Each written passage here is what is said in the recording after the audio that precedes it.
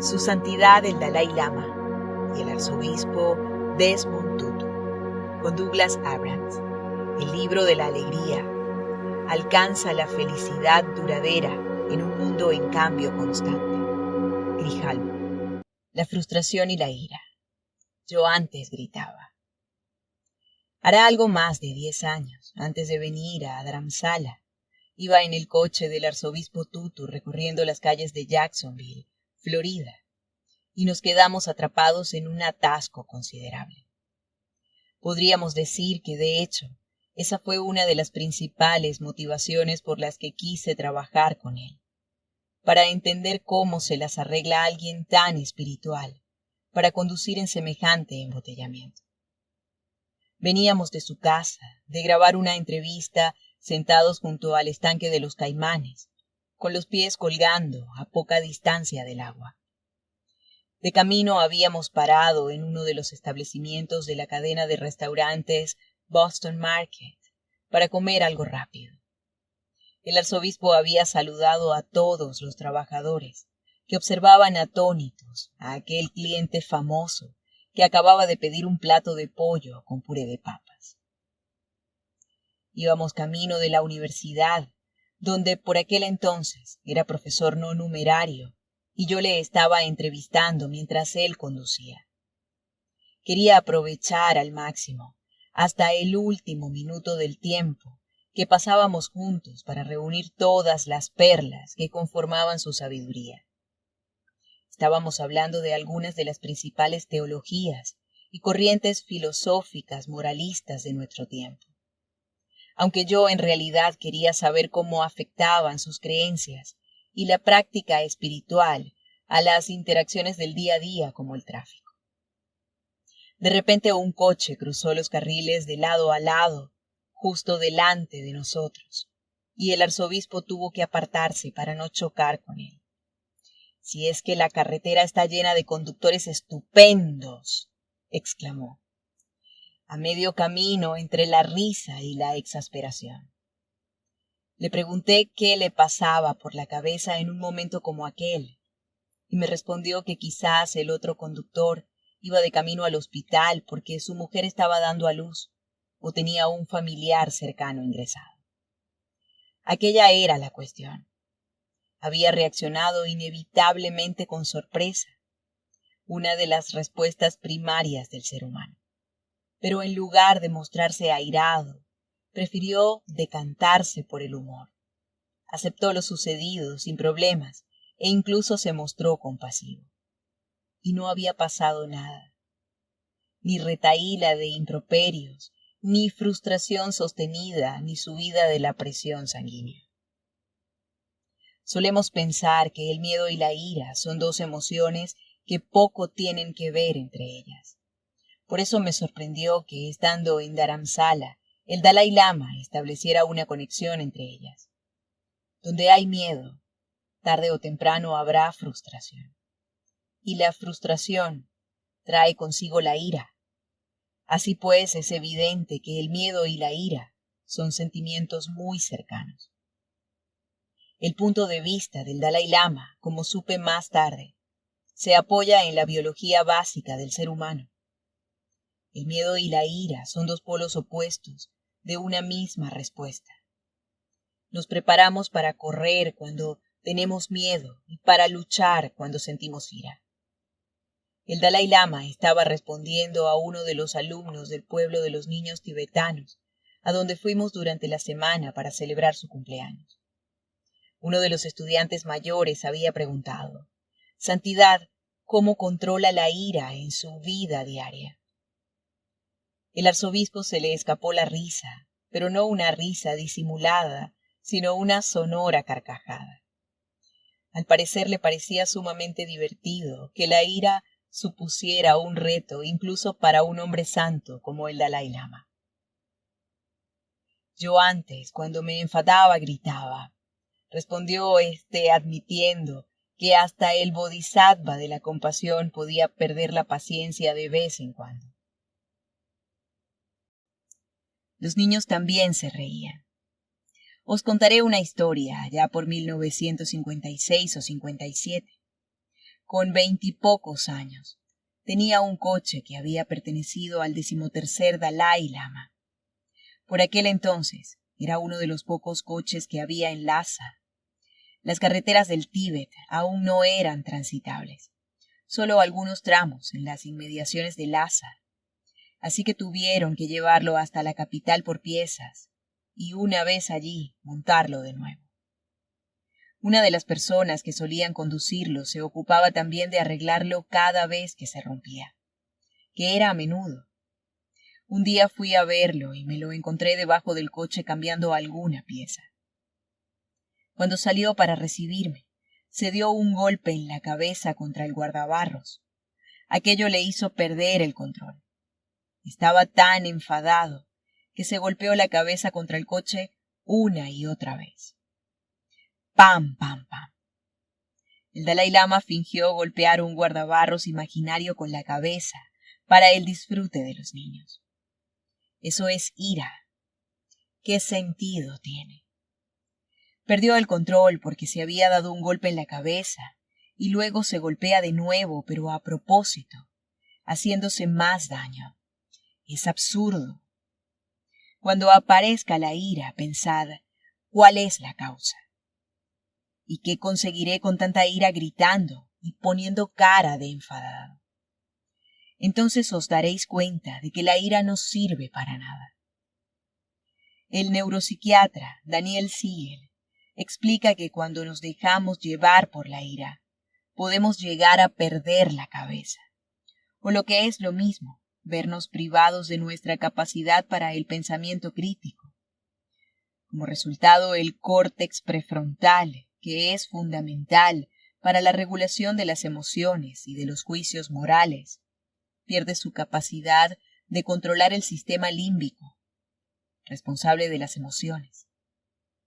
El chofer del Dalai Lama perdió la cabeza y, en consecuencia, actuó de forma estúpida, provocándose aún más dolor a sí mismo.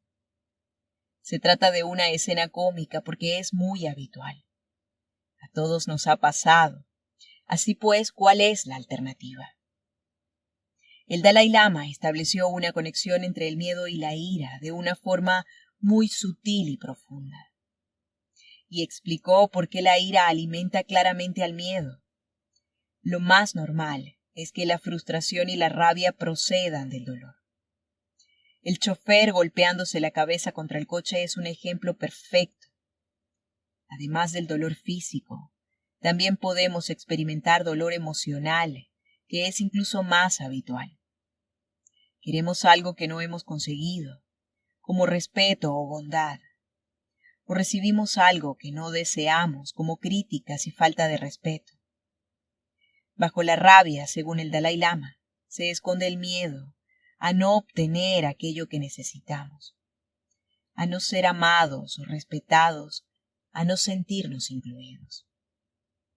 Podemos escapar de la ira preguntándonos, ¿ha sido el dolor el responsable de la ira o ha sido el miedo?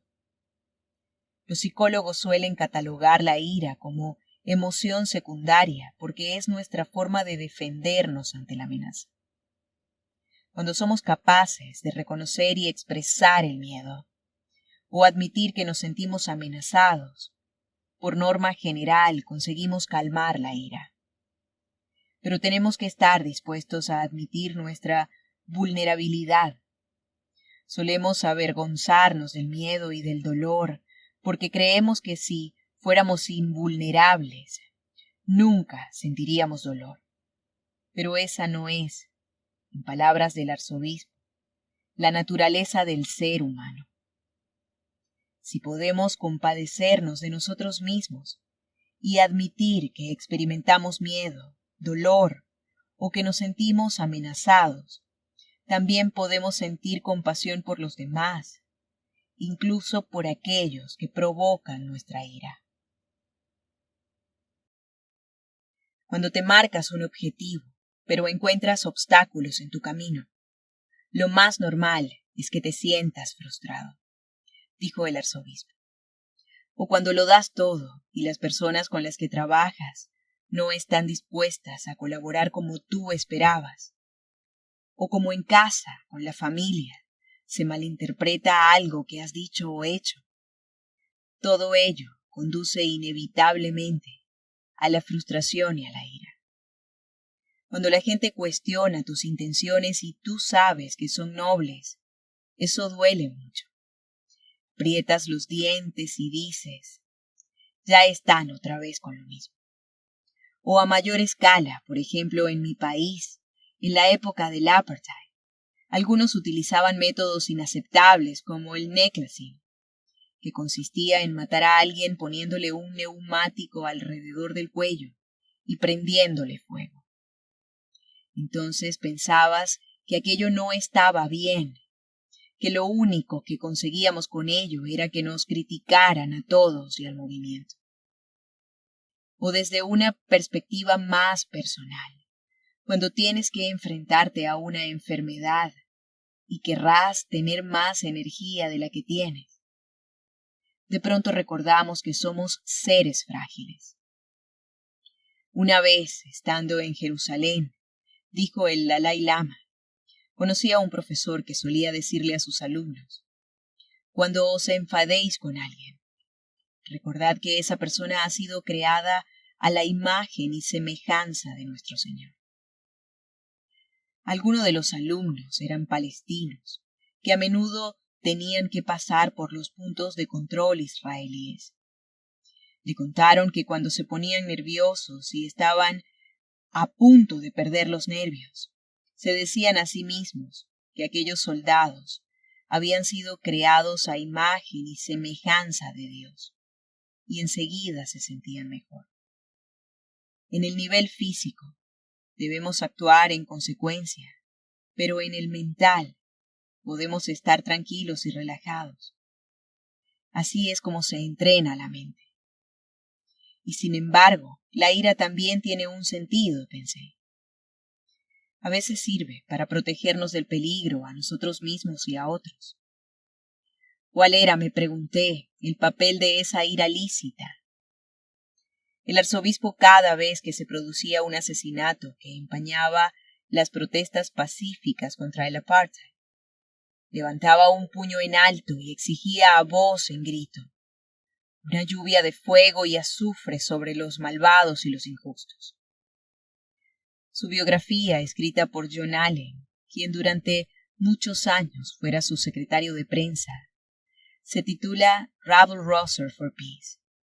Y es que ese término, rabble-rouser, o agitador, describe a la perfección la paradoja que ha sido su lucha por la libertad. No le tenía miedo a la ira ni a la indignación justificadas, porque el objetivo final era instaurar la paz, la justicia y la igualdad en su tierra. El arzobispo nos explicó con sencillez y pocas palabras el poder y los límites a la hora de usar ese tipo de ira. La ira justificada no suele estar directamente relacionada con uno mismo, sino con aquellos a los que vemos sufrir y que necesitan nuestra ayuda.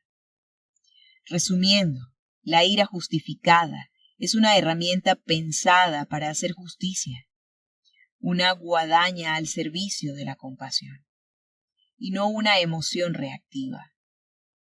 Puede que tenga su origen en el deseo de lucha o huida con el que protegemos a nuestra familia o a nuestro grupo de posibles amenazas, pero en este caso es una respuesta elegida conscientemente y no una reacción incontrolable.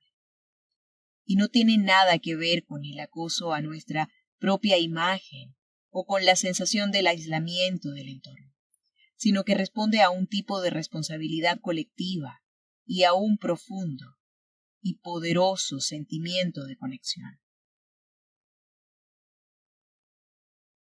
La ciencia afirma, continuó el Dalai Lama, que el miedo constante, la ira sostenida o el odio recurrente dañan nuestro sistema inmunitario. Todos intentamos cuidar de nuestra salud física y para ello necesitamos un cuerpo y una mente sanos. Una mente sana es una mente tranquila. El miedo y la ira destruyen esa tranquilidad. de pronto nos damos cuenta de que la ira no nos ayuda a solucionar los problemas. No sirve para nada, tan solo para empeorarlos. Al final, solo a través del ejercicio mental y del razonamiento lógico, conseguimos transformar nuestras emociones. Y luego añadió, así de sencillo. Y yo pensé, como si el miedo y la ira, sensaciones que aparecen tan a menudo en nuestra vida, origen de tantas emociones negativas, de tanto sufrimiento, pudieran evaporarse sin más. Sabía que lo que el Dalai Lama estaba describiendo era el resultado de toda una existencia de práctica, en la que hay que luchar continuamente contra los mecanismos del miedo y de la ira, propios de nuestro cerebro mamífero, o de lo contrario, exponernos a perder el control más a menudo de lo que estamos dispuestos a admitir. Una noche, durante una cena con Paul Ekman, me contó la asombrosa historia de cómo el Dalai Lama lo curó de sus ataques de ira. Ekman no es budista y no estaba especialmente interesado en conocer al Dalai Lama, pero su hija sí. De modo que cuando supo que los científicos invitados a la conferencia bianual del Man I Life con el Dalai Lama podían llevar a un invitado, decidió asistir.